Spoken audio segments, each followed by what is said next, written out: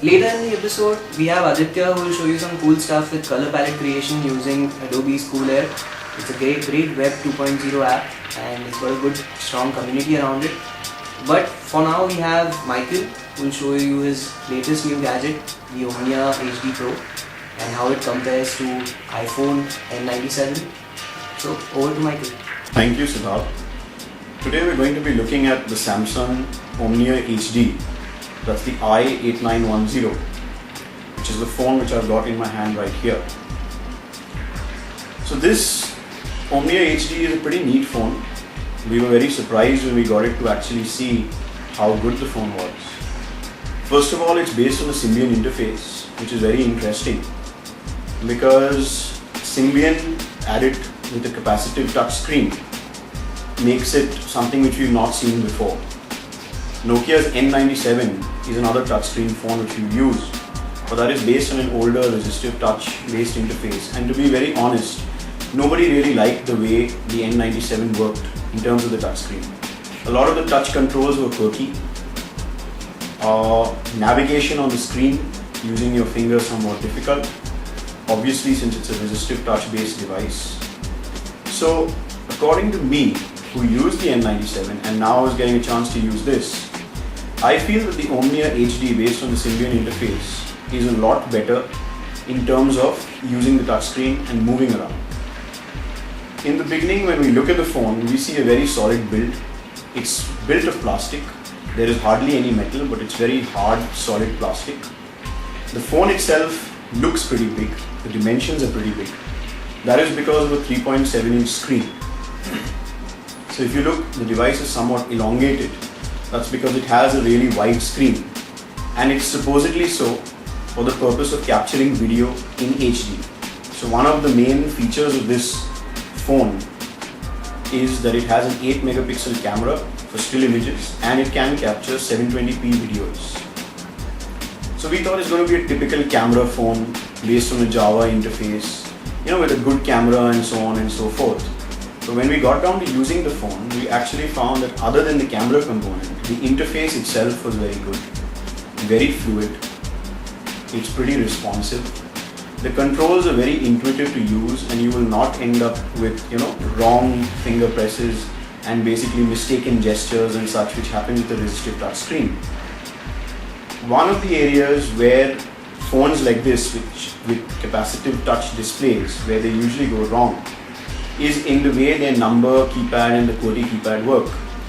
But the Omnia HD seems to have got that pretty much on track too, and typing out SMSs with a number keypad, anybody who's familiar with Symbian's T9 interface will totally be at home here. So even if you want to really type out SMSs very quickly, the phone is pretty responsive. You will not find any finger touches which do not register, so on and so forth.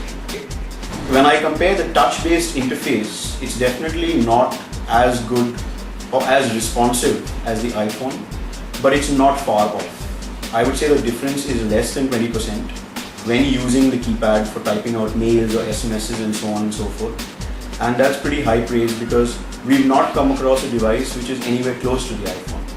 Of course, the iPhone has its own quirks, and some of those quirks have been addressed with this device. For example, the number keypad, the size of the keys, so on and so forth. So I think definitely a big step forward for Samsung with this phone. And of course, the interface being Symbian, anyone who has used Symbian will be totally at home. All the same options, the S60 platform. The capacitive touch display is actually turns out to work pretty well with Symbian. We had seen the N97, which I was talking about earlier. And we found that the resistive touch, a lot of the controls weren't really conducive to a resistive touch based interface. So you either have a hard number keypad or a QWERTY keypad or something of the sort. But it turns out that the old S60 platform, this is an aging platform after all, works pretty well with a capacitive touch display. So when we look at this device as a whole, the camera component was also something that we tested. And we found that the camera, it is 8 megapixel, but then let's face it, no cell phone camera is really up to a decent digital camera, and this is no exception. But however, it does a fairly good job. Videos are captured pretty decently, unless you're shooting in dim lighting. The flash There's no Xenon flash provided, it's a simple LED flash, so the flash is not too effective, but it gets the job done as long as you're not too discerning. One of the advantages, another advantage on the top here, you can see there is a 3.5mm jack, so you can use it for music. One of the cons I would say of this device is that the loudspeaker is not very good. So when you're listening to music, if you want to use a loudspeaker or you're watching a video, while the screen is really good for videos because being a widescreen, because it's large, the screen controls, the on-screen controls are pretty decent, but the sound is a real letdown. So overall, good hardware, well presented, a good amount of add-ons to using, and a great interface. The only minus point, if any, for this phone, I would say, would be its price. Samsung prices it at around about 33,990. That's 34,000 rupees. And at that price point, this phone would face a lot of stiff competition from many other devices, including some PDA phones from HTC, which would have full hardware QWERTY keypads, including the N97 itself, which also has a hardware QWERTY keypad, including Sony Ericsson's Xperia X1, which is also a pretty decent phone, although it's based on an OS which we're not too fond of, that's Windows Mobile. So I would say the competition for this kind of a device is pretty stiff.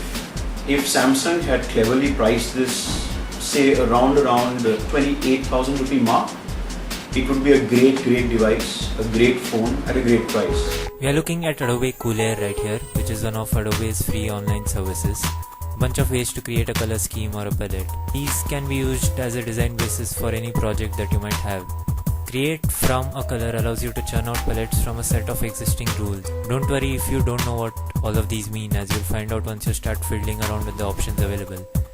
These are tried and tested design formulas, so you cannot go wrong here, but Cool Air still gives you a custom mode for those of you renegades who want to rewrite the rules.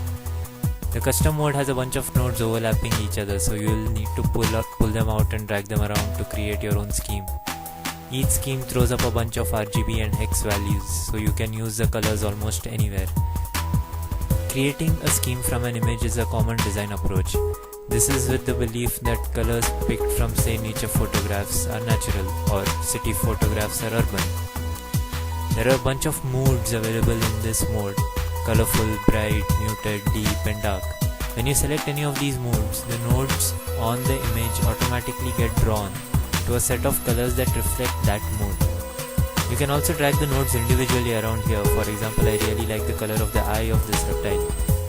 Does not really go with the palette, so I'll just drag the node back to where it was. Another great option is to search for color schemes. You can put in any kind of emotion or description, does not matter how obtuse, because of the tagging system that artists who create the color schemes use.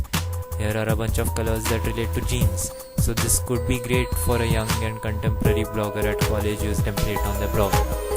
You can search by year too and get the feel of the particular year. These are just some of the examples we are showing you. You can just let your imagination run wild here. You can also browse through the highest rated or the most popular color schemes. Community options shows a bunch of designers who actually use Cool Air in their work. There are loads of additional features to explore if you register, such as the ability to import palettes into Photoshop. So that was Cool Air for you.